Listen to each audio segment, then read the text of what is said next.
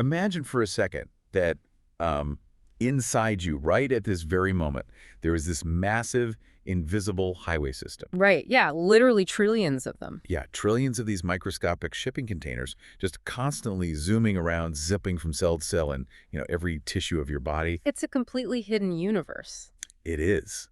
And the wild part is that they are actively altering your health, like making split-second decisions about inflammation and healing totally under the radar. Yeah, you don't feel a thing. Exactly. You don't feel it, but this microscopic logistics network is essentially running the show. Welcome to today's deep dive where we are jumping right into this. And, for decades, the assumption in biology was just that cells mostly communicated through direct contact or by releasing these solitary chemical signals. Like just shouting into the void. Exactly, just shouting. But looking at the stack of sources we're diving into today, and these are some incredibly cutting-edge clinical studies, medical research papers. Specifically focusing on the female reproductive and urological systems, right? Yes, exactly. And when you look at that data, the picture shifts entirely. We are looking at highly sophisticated packaged communication. So our mission for this deep dive is to really figure out how this specific packaging system works for you. Right. We're going to look closely at the critical role that things called exosomal microRNAs or miRNAs and long non-coding RNAs play in, downregulating pro-inflammatory cytokines in vulvovaginal tissue. Which I know sounds like a very heavy dose of science terminology. Well, it's a massive dose of jargon. But we are going to break down the mechanics of every single piece of it. Because it's so important. This invisible system dictates everything from, a person's risk of acquiring a viral infection to how quickly their tissue heals after surgery. Yeah, so before we get into how that volume dial gets turned down, we need to understand the shipping containers themselves. Right. The sources call them exosomes. Yeah. So what is the actual physical structure we're looking at here? Okay, so exosomes are a specific type of extracellular vesicle. Picture a tiny bubble, maybe like 30 to 150 nanometers in diameter. Which is, thousands of times smaller than a human hair? Oh, easily. Thousands of times smaller. And this bubble is enclosed in a lipid bilayer, which is essentially just a double layer of fat molecules. Okay, a fat bubble. Right. And that structural membrane is crucial because it basically acts as armor. Well, I would imagine the space between our cells is a pretty hostile environment, right? Just for loose genetic material? It is extremely hostile. I mean, the extracellular space is just full of degrading enzymes, specifically RNases and proteases. So they would just chew it up? Instantly. If a cell just threw raw RNA out into that space, those enzymes would completely destroy it. Wow. So the lipid membrane of the exosome protects its cargo from that destruction, and that cargo is where we see the actual programming happening. Right, the instruction manuals. Exactly. We are primarily looking at microRNAs, which are very short sequences of genetic code, and long non-coding RNAs, or LNC RNAs. Which are much larger, right? Yeah, they're much larger structural pieces. Okay, let's unpack this with a visual. Okay. If the exosome itself is like a microscopic FedEx package moving along that invisible highway we talked about, I like that analogy, yeah.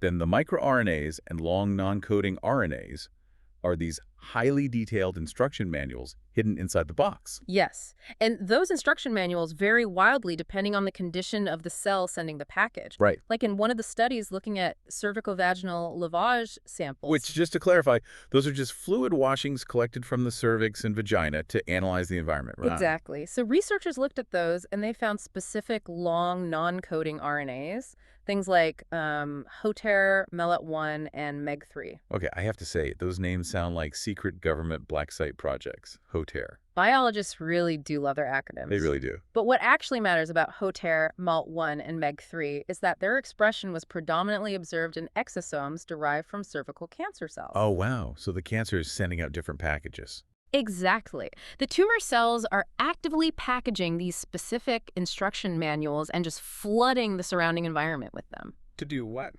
Well, they use things like LNCRNAs to act as scaffolds inside recipient cells.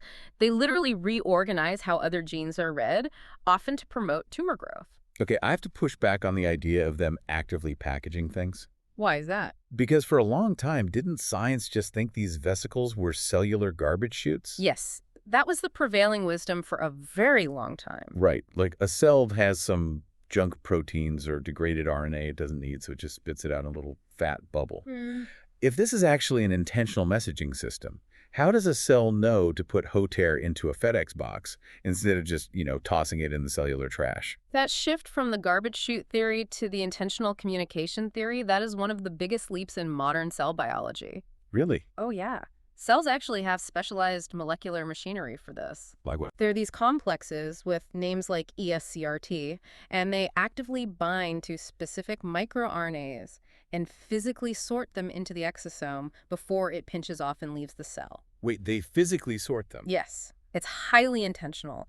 And when a target cell receives that exosome and opens the package, those microRNAs literally change the recipient cell's transcriptional profile. Okay, let's define transcriptional profile for a second, just so we're all on the same page. Sure. We were talking about which genes in the receiving cell are turned on and which are turned off. Exactly. The sender is supplying new genetic information that alters the receiver's behavior. That's crazy. They can instruct the cell to initiate a massive inflammatory response, or they can instruct the cell to block inflammation entirely by silencing the genes that produce inflammatory proteins. So the sender is essentially hacking the receiver's internal software, That's a great way to put it. which brings us to a slightly terrifying realization, I think. Oh. Well, now that we know this communication highway exists, what happens when it gets hacked by the wrong players? Right. Because we aren't just made of human cells. We have a massive microbiome, especially in the vulvovaginal environment, which our sources focus on heavily today. Right. And that vulvovaginal ecosystem is incredibly delicate. So how does the hacking mechanism work there? Well, to understand it, we have to look at the data from a study involving 141 healthy reproductive age women. It is highly revealing. Yeah, this study looked at the vaginal microbiome, and usually, when we hear about microbiomes like in the gut, the golden rule is that diversity is a good thing. Right, you want a lush rainforest of different bacterial species in the gut. Exactly.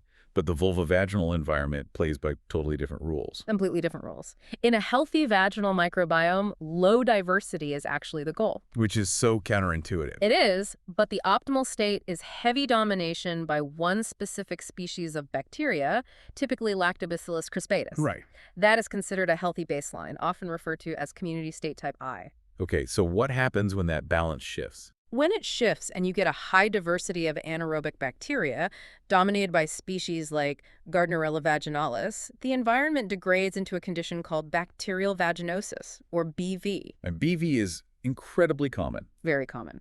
But what this study found about how BV operates on a cellular exosomal level really caught my attention. It's fascinating. Yeah, because they didn't just look at the bacteria. They actually quantified the microRNAs in the exosomes floating around in the cervicovaginal secretions of these women. Right, they looked at the male, Yeah. and the data reveals a massive disruption. How big of a disruption? Well, women with a healthy lactobacillus-dominated microbiome had a steady, predictable baseline of exosomal messages. But in contrast, women with BV who had that high microbiome diversity, they showed 588 significantly dysregulated microRNAs. Wait, 588? Yes, 588 altered instruction manuals floating around. Compared to what, like 42 in the intermediate states? Exactly. The presence of Gardnerella vaginalis just throws the entire exosomal communication network into absolute chaos. That is wild. But here's the thing, it is a very specific, calculated kind of chaos. Right, because the research shows these BV dysregulated microRNAs actually mediate immunosuppressive effects. Yes, they do. They are specifically targeting and turning down the production of cytokines. And cytokines are like the chemical alarm bells of the immune system. Precisely. When a cell senses danger, it pumps out pro-inflammatory cytokines to call in the immune cavalry. So if you want to stop an immune response, you have to stop those cytokines. Hey, you cut the alarms. So mechanically, how do these microRNAs do that? Because I want to get the metaphor right here. Sure. If the cytokines are the fire alarms in the building, the bad bacteria aren't just singing a lullaby to the security guards to make them ignore the alarm. No, it's much more direct than that. These dysregulated microRNAs act like molecular scissors. All right. They enter the human cells, find the messenger RNA that carries the blueprints for those fire alarms, and they bind to it. Exactly. They bind to the messenger RNA, which physically prevents the cell's machinery from reading it. So the protein, the cytokine, it never even gets built. You are essentially cutting the wires to the fire alarms before they can even be installed. Leaving the front door wide open. Exactly. By putting the local immune system to sleep, they leave the tissue totally vulnerable. The researchers found that these altered microRNAs target over 400 experimentally validated genes. And specifically, they identified 445 downregulated genes that are part of the HIV host interactome. Yes. Okay, let's break down HIV host interactome, because that sounds like some deep virology jargon. It's actually pretty straightforward. It is the specific network of human proteins and cellular machinery that the HIV virus relies on to enter a cell, replicate, and spread. Because viruses can't reproduce on their own. Right, they have to hijack host proteins to do it. The interactome is just that list of host proteins. So the microRNAs dysregulated by the BV bacteria are actively altering the mucosal barrier and suppressing the exact immune responses that would normally defend against a virus like HIV trying to breach that barrier. Yes, and this completely changes how we view disease risk. How so? Because it isn't just the bacteria causing harm directly by attacking the tissue. It's the bacteria creating an environment that manipulates our own exosomal microRNA system to suppress our immune defenses. They use our own communication highway against us. Exactly. They use our own system to cut our alarm wires, facilitating the exact biological pathways associated with HIV acquisition risk. From an evolutionary standpoint, that is a brilliant survival mechanism for the bacteria. I mean, terrible for the host, obviously. Yeah, terrible for us, brilliant for them. So a listener might be thinking right now, if these bad bacteria are manipulating our FedEx system to suppress our immunity, the logical fix is simple, right? You'd think so. Yeah, you take a course of antibiotics, you kill off the Gardnerella, they stop causing the microRNA dysregulation, the alarm wires get reconnected, and the immune system wakes back up. Problem solved. That is the standard medical approach. However, the sources reveal a massive and frankly very frustrating paradox regarding antibiotics and cellular communication. Yes. I was reading this part of the research, and the mechanics of it are wild. It's a huge plot twist. We need to introduce a new term here, though. Bacterial extracellular vesicles, or BEVs. Right. Because just like human cells send out exosomes, bacteria send out their own tiny lipid-wrapped packages. Yes, they do. And the researchers in this study exposed common vaginal anaerobes, including Gardnerella and Mobiluncus, to standard BV antibiotics. Specifically metronidazole and clindamycin, right? Exactly. But the key detail here is they expose them to a dose below the minimum inhibitory concentration. Yes. Meaning the dose wasn't high enough to instantly kill the bacteria, just high enough to severely stress them out. Why would they test a sublethal dose in the lab? Because in a real-world clinical scenario, when someone takes an antibiotic pill or uses a cream, the drug doesn't distribute perfectly evenly. Oh, because of like bacterial biofilms and stuff? Exactly. Biofilms, poor tissue penetration, many bacteria in the vaginal environment only experience a sublethal dose. So they get sick, but they don't immediately die. Right. And the response to that stress is explosive. What happened? The antibiotic exposure caused these bacteria to release bacterial extracellular vesicles that hyperactivated specific toll-like receptors on human cells. Specifically TLR2 and TLR5. Yes. Okay, toll-like receptors. We can think of those as molecular tripwires sitting on the outside of our human cells, just constantly scanning the environment for signs of pathogens. That's a perfect analogy. And when a bacterial vesicle bumps into TLR2 or TLR5 and hyperactivates it, the human cell trips the wire and sounds a massive alarm. Which causes a massive inflammatory cytokine response. Exactly. This is the exact opposite of the immunosuppressive state the bacteria were causing before the antibiotics. Right, before they were cutting the wires, now they're tripping every alarm in the building. Yes. But the real shocker in the data involves the good bacteria, Lactobacillus crispatus. Okay, wait. Normally, the vesicles from this good bacteria do not cause human cells to produce inflammation. Right, they're the baseline. But when exposed to metronidazole, even the good bacteria started releasing highly pro-inflammatory vesicles.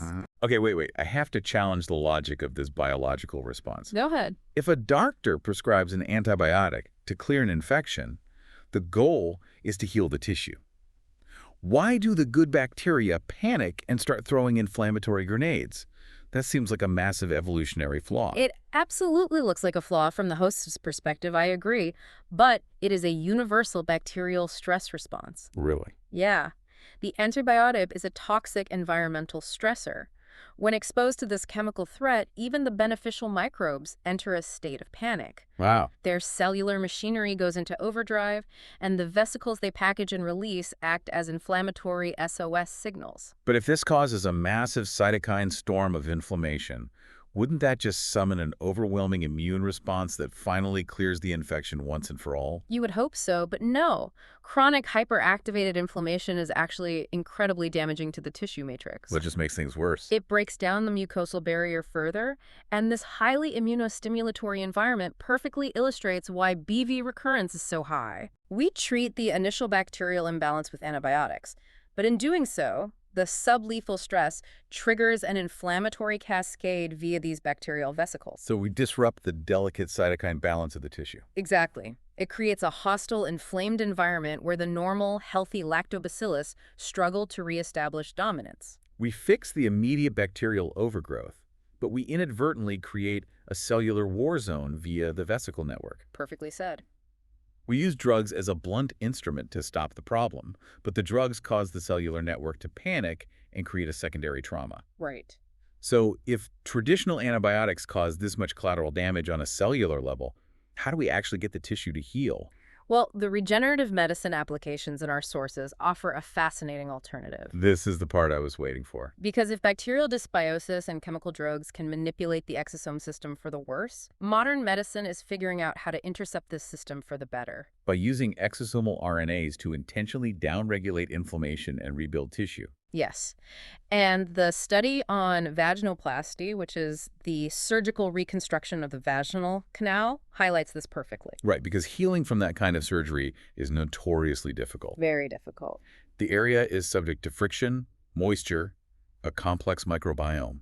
You need rapid epithelialization, meaning you need the surface tissue cells to grow back perfectly without massive scarring or falling into a state of chronic inflammation.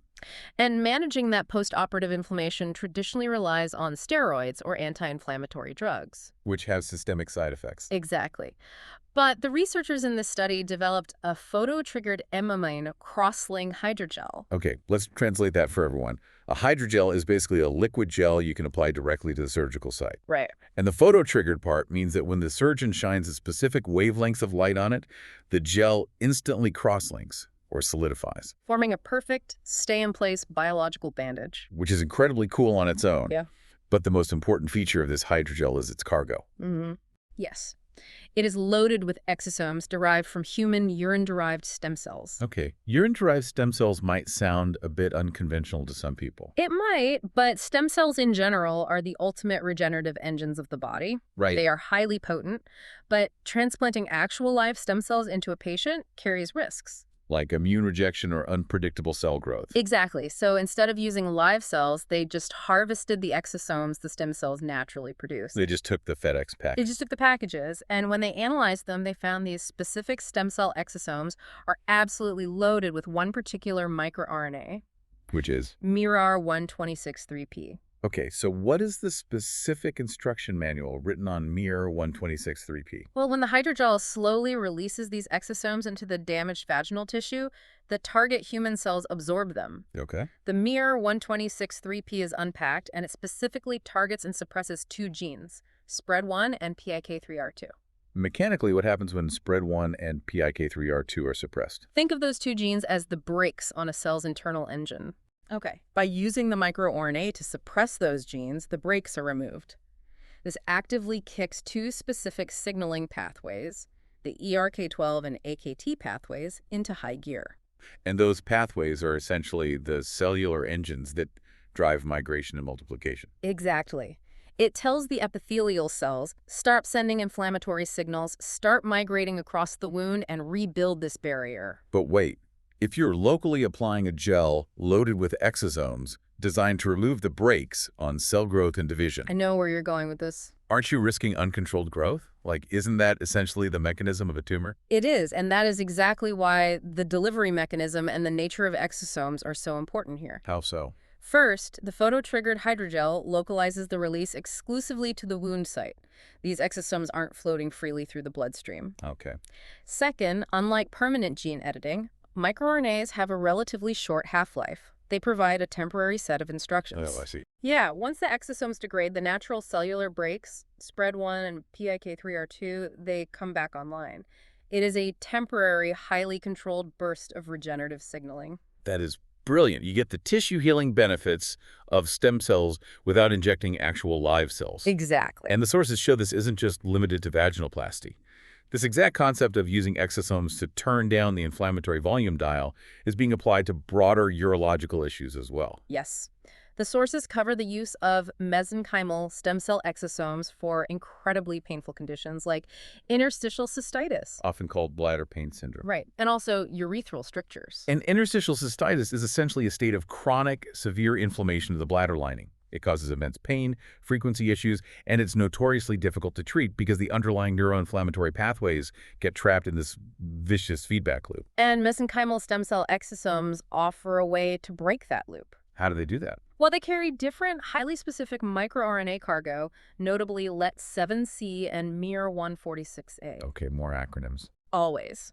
When these exosomes are introduced to the inflamed bladder tissue, the miR146A goes to work on a protein complex called NFB. Right, and we can think of NFE as the master switch for inflammation, located right outside the cell nucleus. Yes. When that switch is flipped, the cell churns out pro-inflammatory cytokines.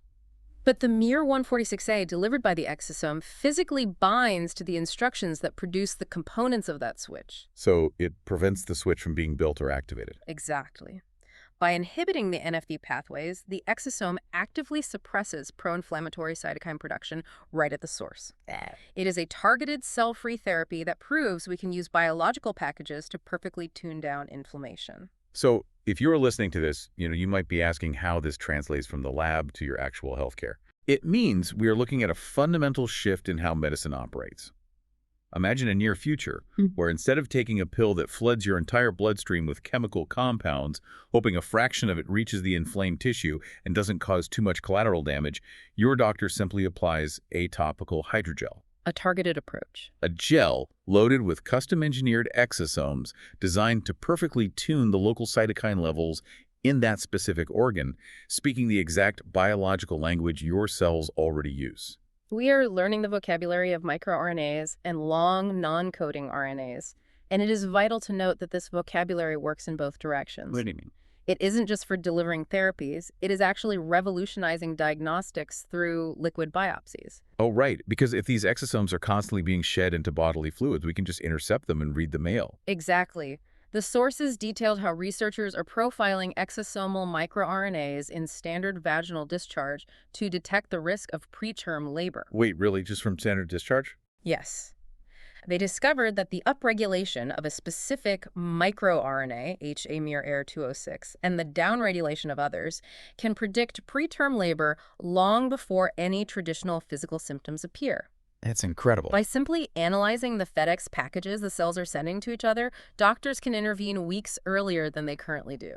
It is literally wiretapping the cellular highway. It is. It's non-invasive, it is highly precise, and it paints a picture of a future where medicine works in tandem with the body's natural communication systems. The deeper we look into this extracellular vesicle network, the more we realize that health and disease aren't just about what cells are doing in isolation. Okay. It is about the conversations they are having with everything around them. So let's take a breath and just recap the sheer scale of the mechanics we've covered today. It's a lot. It is a lot. We started by looking at exosomes not as cellular trash, but as microscopic lipid-armored shipping containers, actively sorted by cellular machinery to carry highly specific instruction manuals in the form of microRNAs and long non-coding RNAs. And we then explored how vulnerable that communication network is to microbial hacking. Right. The bacteria responsible for bacterial vaginosis trigger the release of dysregulated microRNAs that act as molecular scissors, Cutting the wires to our cytokine fire alarms. suppressing the local immune system